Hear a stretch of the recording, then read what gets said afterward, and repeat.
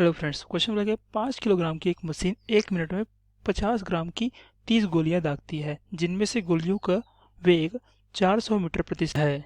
Machine gun को उसकी स्थिति में रखने के लिए कितना बल लगाया जाना आवश्यक है। ठीक है, तो यहाँ पे क्या निकालना है हमें, उस बल निकालना है कि उसमें कितना बल हमें लगाए रखना ताकि जो है उसी स्थिति में रहे। तो देखिए यहाँ पे क्या हमारे पास एक मशीन गन है। ठीक है, इससे जो है गोलियां क्या निकल रही है, 1 मिनट में 30 गोलियां निकल रही है। ठीक है, तो देखिए यहाँ पे हमें क्या करना पड़ेगा, बल निकालने के लिए हमें क्या निकालना पड़ेगा, यहाँ पे त्वरण निकालना पड़ेगा। त्वरण से फिर हम क्या निकालेंगे, बल निकालेंगे। तो देखिए यहाँ पे त्वरण निकालने के लिए हमें क्या पता होना चाहिए, इस मशीन वेग जो है पता होना चाहिए। तो देखिए इसका वेग किधर होगा, जैसे ही गोलियां निकलेंगी तो इस मशीन गन का क्या होगा, ये पुनरावृत्ति गति करेगा। ठीक है, ये विपरीत दिशा में क्या करेगा, ये इसका वेग होगा। तो देखिए इसका वेग हमें निकालना पड़ेगा, तो हम उसको कंसिडर कर ले, इसको हम मान लेते हैं कि क्या है, वी क्या है, इस दिशा में इसका वेग है। अब हमें गोलियों का वेग हमें इस प्रश्न में दिया गया है, कितना है इस दिशा में हमें दिया गया है कितना, 400 मीटर प्रति सेकंड हमें दिया है।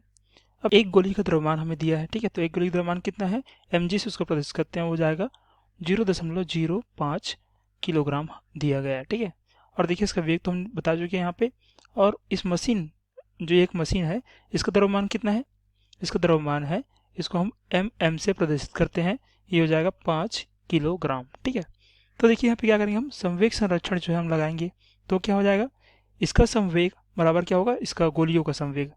तो देखिए इस मशीन का संवेग कितना होगा, इस मशीन का द्रव्यमान, ठीक है, mm गुणित हो जाएगा vm बराबर क्या होगा, इस गोलियों का द्रव्यमान। तो देखिए गोलियों कितने गोलियां हैं, तो हमारे पास n गोलियां हैं, मान लीजिए n गोली गुणित हो जाएगा इसका द्रव्यमान, एक गोली का द्रव्यमान mg।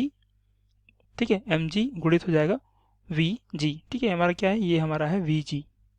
तो देखिए n का मान कितना है यहाँ पे, n बराबर है हमारा 30 गोलियां। ठीक है, कि हमने 30 गोलियां दागी है यहाँ पे, और हमें यहाँ पे क्या पता है, हमें mm पता है, यहाँ से mg पता है, vg पता है।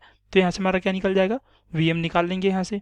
vm क्या है, इस गोली का पुनरावृत्ति गति होगा।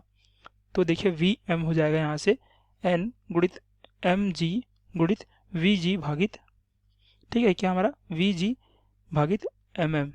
ठीक है, तो सभी का मान यहाँ पर रखते हैं, तो क्या हो जाएगा, देखिए vm बराबर हो जाएगा n, तो n कितना है, 30 है, गुणित mg कितना है, 0.05 गुणित vg कितना है, 400 मीटर प्रति सेकंड। ठीक है, भागित आपका mm कितना है यहाँ पे, 5 किलोग्राम।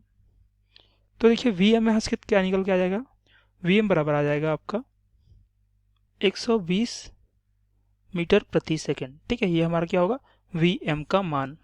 अब देखिए एक बार हम vm का मान यहाँ से निकाल लिए, वो क्या हमारा पुनरावृत्ति गति है, इस दिशा में कर रहा है, तो इसका हम त्वरण निकाल सकते हैं। तो देखिए त्वरण क्या होगा, त्वरण बराबर होता है आपका dv भागित dt होता है। ठीक है, तो देखिए dv को मैं क्या ले सकता हूँ, अंतिम वेग माइनस प्रारंभिक वेग, किसका, इस मशीन गन का। ठीक है, तो क्या होगा, अंतिम वेग और प्रारंभिक वेग भागित हो जाएगा समय। तो समय कितना, देखिए समय हमारा कितना दिया गया है कुछ इस प्रश्न में, 1 मिनट। तो 1 मिनट में कितने सेकंड होते हैं, 1 मिनट में 60 सेकंड होते हैं। तो त्वरण कितना हो जाएगा, देखिए अंतिम वेग क्या होगा, अंतिम वेग हमारा होगा इस गोली का vm। ठीक है, जो हमें पुनरावृत्ति गति कर रहा है, यही इसका अंतिम वेग होगा। और प्रारंभिक वेग क्या था, तो प्रारंभिक में देखिए जब गोली इसमें नहीं निकला था इससे, तो क्या था, ये जो है इसका वेग जो है 0 था, मतलब u आपका 0 हो जाएगा। तो vm होगा हमारा, ये v क्या है हमारा, vm के बराबर है। तो देखिए यहाँ से vm कितना है, 120 माइनस 0 भागित हो जाएगा समय, तो समय कितना है, 60 सेकंड। ऐसे त्वरण कितना आ जाएगा, हमारा त्वरण आ जाएगा 2 मीटर पर सेकंड स्क्वायर। ठीक है, ये हमारा त्वरण आ चुका। अब देखिए न्यूटन के द्वितीय नियम के अनुसार हम जानते हैं कि क्या होता है, F बराबर क्या होता है, F बराबर होता है आपका द्रव्यमान गुणित त्वरण होता है। ठीक है, देखिए द्रव्यमान जो मैंने यहाँ लिखा है m, वो क्या होगा, वो होगा हमारा मशीन का द्रव्यमान, मतलब mm। तो ये क्या होगा हमारा, F बराबर होगा m गुणित a होगा। अब यहाँ से निकालना क्या है, हमें निकालना है बल। तो बल क्या होगा, देखिए बल बराबर हो जाएगा, बल होगा आपका F बराबर mm कितना है, ये है 5 किलोग्राम, और त्वरण कितना है 2। तो कितना आ गया यहाँ से, बल हमारा 10 न्यूटन। तो ये क्या होगा, हमारा इस प्रश्न का उत्तर होगा जैसे कि प्रश्न में हमें पूछा गया था। तो दोबारा देखते हैं हमारा प्रश्न में क्या पूछा गया था। हमें पूछा गया था कि मशीन को उसकी स्थिति में रखने के लिए कितना बल लगाया जाना आवश्यक है।